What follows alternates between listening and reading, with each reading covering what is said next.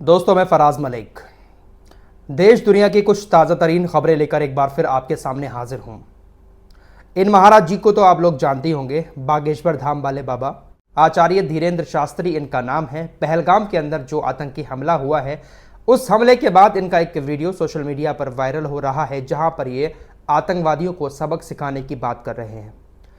इन्होंने एक बहुत बड़ी बात कही है, जैसा कि आप लोग इनके बारे में जानते ही हैं कि ये किसी के भी मन की बात बता देते हैं। इनके भक्त जब इनके पास जाते हैं तो ये पर्ची खोलकर उनकी आने वाली ज़िंदगी के बारे में भी बता देते हैं।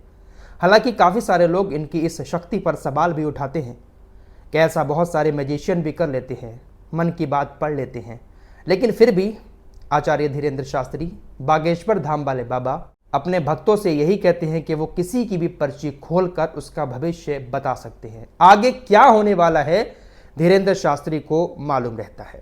यानी आसान भाषा में समझा जाए तो आचार्य धीरेंद्र शास्त्री इस तरह का दावा करते हैं कि उनके पास कुछ शक्तियां हैं जिसके जरिए वो इंसानों का फ्यूचर बता देते हैं, एक पर्ची के जरिए लिखकर। कश्मीर के पहलगाम में जो आतंकी हमला हुआ है, उस हमले के बाद शास्त्री जी का एक बयान वायरल हो रहा है, जहां पर वो कह रहे हैं कि मैं रक्षा मंत्री से बातचीत करूंगा। हमारे देश के जो रक्षा मंत्री हैं राजनाथ सिंह, उन्होंने राजनाथ सिंह जी को सलाह दी है कि वो अब मेरी शक्तियों का थोड़ा सा सहारा लें। मैं राष्ट्र हित में काम करना चाहता हूं, मेरे अंदर जो शक्ति है उसका राष्ट्र हित में उपयोग किया जाए। एक वायरल वीडियो में कथा के दौरान आचार्य धीरेंद्र शास्त्री कह रहे हैं कि हम तो भारत के रक्षा मंत्री से भी कहेंगे कि हमारी शक्ति का सदुपयोग करें। हम आधिकारिक तौर पर कोई अधिकारी तो नहीं बन सकते, लेकिन हमारे पास जो चेतना है, हनुमान जी की कृपा है, उसका राष्ट्र हित में उपयोग करें। हम पढ़े लिखे नहीं है, इसलिए हम कोई अधिकारी रक्षा मंत्रालय का नहीं बन पाएंगे, भारत का नहीं बन पाएंगे, लेकिन हम अपनी शक्तियों के जरिए अंदरूनी गुप्ती जानकारी सरकार से साझा करके राष्ट्र हित में काम करते रहेंगे।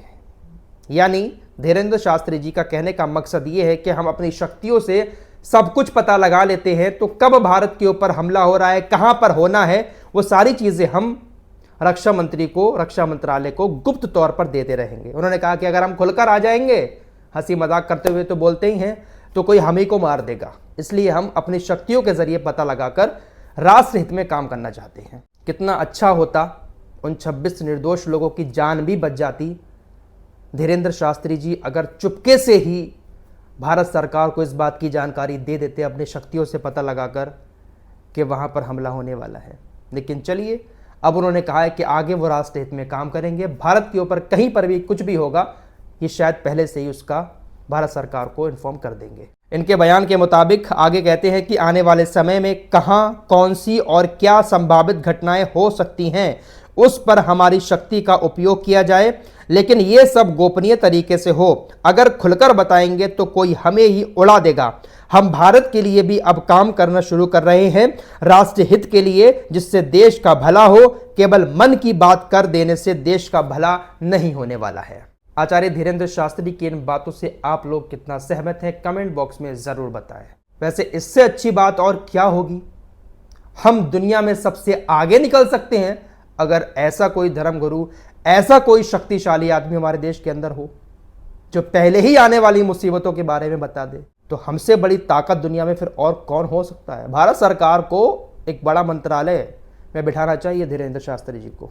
अपनी शक्तियों का उपयोग करके भारत पर आने वाली हर मुसीबतों को धीरेंद्र शास्त्री टाल देंगे। कहीं पर हमला होने वाला होगा, पहले ही इन्फॉर्म कर देंगे, तो भाई हमारी सेना वहां पर पहुंचकर उस हमले को रोक लेगी। फिलहाल आगे बढ़ते हैं। क्या कहना है आप लोगों को कमेंट बॉक्स में जरूर बताना। ईरान की तरफ चलते हैं। कल मैंने आपको ईरान की एक खबर दी थी कि ईरान की एक बंदरगाह पर भारी भरकम विस्फोट हुआ है। 500 से ज्यादा लोग घायल हो गए, कुछ मौतें भी वहां पर हुई हैं। विस्फोट इतना खतरनाक था कि कई घंटों तक आग पर काबू नहीं पाया गया। आग अभी भी रुक रुक कर धधक रही है। ईरानी शूरा काउंसिल के मेंबर मोहम्मद अल सर्राज ने अब एक बड़ा दावा किया है कि बंदर अब्बास पे शहीद राजाई बंदरगाह पर हुए विस्फोट में इजराइल शामिल था। यह कोई दुर्घटना नहीं थी। विस्फोटक कंटेनरों में रखे गए थे, या तो मूल देश में या किसी बाहरी व्यक्ति द्वारा। जो कंटेनर आए थे उसके अंदर विस्फोट थे और ये इजराइल की तरफ से रखे गए थे। उन कंटेनरों में विस्फोट हुआ है बंदरगाह के ऊपर। तो ईरान ने इजराइल के ऊपर ये सीधा इल्जाम लगा दिया है। वहीं बेंजामिन नेतन्याहू ने एक बार फिर से बहुत बड़ी बात कह दी है ईरान के परमाणु प्रोग्राम को लेकर। नेतन्याहू ने कहा है कि वो ईरान के परमाणु कार्यक्रम को पूरी तरह से खत्म करने के लिए लीविया मॉडल चाहते हैं। नेतन्याहू ने कहा कि हम ईरान की सभी परमाणु क्षमताओं के पूर्ण विनाश से कम कुछ भी एक्सेप्ट नहीं करेंगे। इजराइल, अमेरिका, ईरान बातचीत को नाकाम करने के लिए कुछ भी करेगा।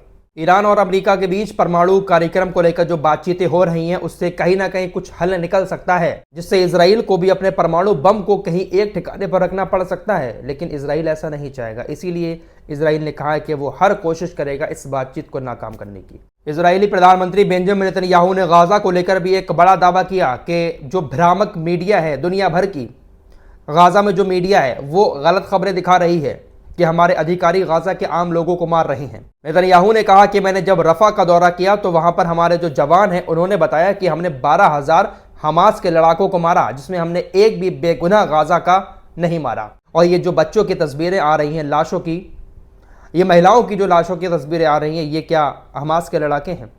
ये क्या गाजा के आम नागरिक नहीं हैं? भाई, भारत सरकार ने पाकिस्तान के 15 यूट्यूब चैनल्स को ब्लॉक कर दिया है। भारत के अंदर अब ये चैनल नहीं देखे जा सकेंगे, जिसमें से कुछ बड़े पाकिस्तान के न्यूज़ चैनल्स हैं। यहाँ तक कि शोएब अख्तर का चैनल भी अब भारत के अंदर नहीं देखा जाएगा। इन 15 यूट्यूब चैनल्स को ब्लॉक करते हुए भारत सरकार ने कहा है कि ये चैनल्स गलत जानकारियाँ, भ्रामक जानकारियाँ देश के लोगों को फैला रहे थे और झूठी बातें सेना से जुड़ी और ऑपरेशन से जुड़ी भारत को लेकर ये चला रहे थे। भड़काऊ बातें भी ये लोग कर रहे थे, इसलिए भारत के अंदर अब इन 15 यूट्यूब चैनल जो पाकिस्तान के हैं उनको नहीं देखा जा सकेगा। पाकिस्तान को असदुद्दीन ओवैसी ने भी एक बहुत तगड़ा जवाब दिया है, आगे बताऊंगा, लेकिन पहले बात सीमा हैदर की फिर से कर लेता हूं।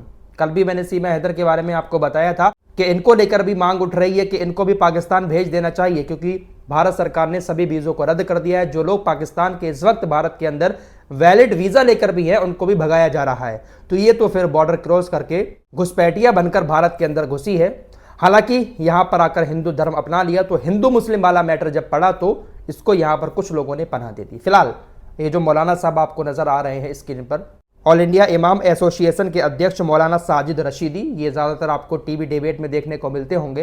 पहलगाम हमले को लेकर उन्होंने कहा कि पहलगाम हमला जो हुआ है, इस आतंकी हमले के पीछे भारत के अंदर ही एक्टिव स्लीपर सेल्स जिम्मेदार हैं। मौलाना ने कहा कि पहलगाम हमले की गंभीरता से जांच होनी चाहिए। जांच में भारत के अंदर के लोग ही निकलेंगे, क्योंकि सीमा पार करके कोई अंदर नहीं आ सकता। मौलाना साहब ने सीमा हैदर पर जमकर निशाना साधा। उन्होंने कहा कि आपने देखा होगा कि एक लड़की भारत आई थी, बिना वीजा के घुस गई और उसको लोगों ने, हिंदुओं ने बड़ा सराहा। मैंने उसी वक्त कहा था कि हो सकता है कि ये आईएसआई की एजेंट हो, लेकिन हिंदू मुसलमान के चक्कर में उसको सिर पर बैठा लिया गया। वैसे अगर लॉजिकली देखा जाए तो ये बहुत बड़ी बात होती है। बहुत सारी मूवीज बनी हैं ऐसी जहां पर एक आईएसआई एजेंट लड़की बड़े बड़े मिशन को अंजाम देती है, घुसपैठिया बनकर कहीं भी घुसती है।